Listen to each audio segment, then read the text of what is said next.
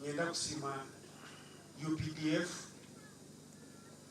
because of this decent send-off that you've given to our comrade. Nitoa chiroho nchituhamani umanyo musirikale nabasa kukora kintu kyona kiwa mugambira ngo akore konka ekyalo kubana fai omunonga abo kuba yini our lives are in the line of fire all the time. Kongo musirikale cyane kubana fayo na bana agira na utara nibaza kunkwata bata nafa nibaza kungira bata. So kutukureba UPDF eri kushendekereza bagenzi bitu abaringasane omuri gogu nitwe tuhamani agokureba ngo tukore munonga tubaretero businge turinda amagara ganyu n'ebintu byanyu.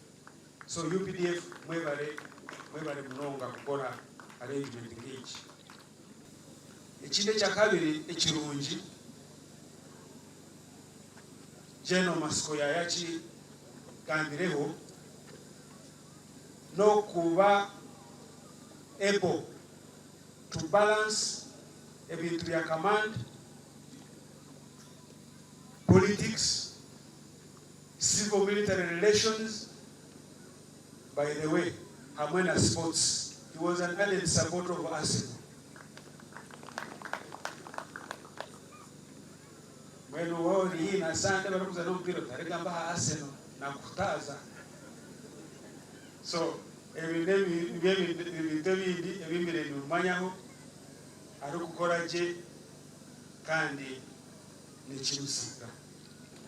want to advise his son. Fortunately, the UPDF recruited his son in the army, and now he's a lieutenant.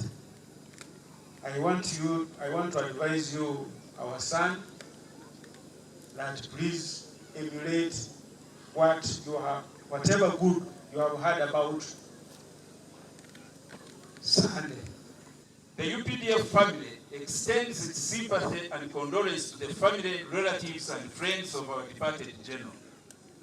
Major General Deus Kalachi Sunday has been a distinguished general whose exemplary performance, commitment, resilience, and hard work earned him admiration, not only from his seniors and peers, but also from his subordinates.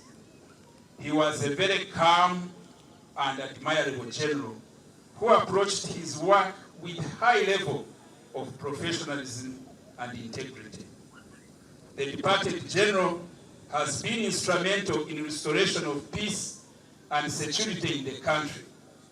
The UPDF is saddened by the loss of such a general and professional cadre whose input was still much needed.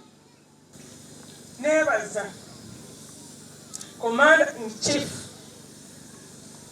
General Yoweri Museveni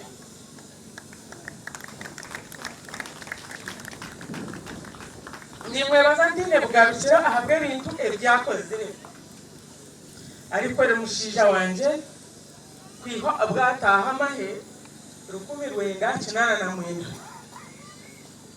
kwisa ebizoba hatwarigwe ari kumukunda nk'umwana we nishaba ngo bari kumuhika umukizo butuma ayebare munonga mukama mwongere emyaka kandi mukama n'emyaka yishe tugaruke tumuha karura kumena ategeka nakwari batakiri mu nsomo agume nategeka ekyo kirunga habo kwisi nalikozere kandi yali ekolere CDF General Mpozi Nerugaba akakunda omushiija wanje kwihenyuma kumara emyaka mingi na hati abire nakimukunda nishara mu muntu kizo gutuma mukama mumpera omugisha Generals mwena ba ministers General Mbadi obirori munywani wa General Sande igana alingi Kirambure muri kuba muri out General Sande biratakunywa marwa konka General Sande oba General Mbadi abire naenda kukuza out kuga mukasheshe bandi barugabona bari mukama kipero omugisha General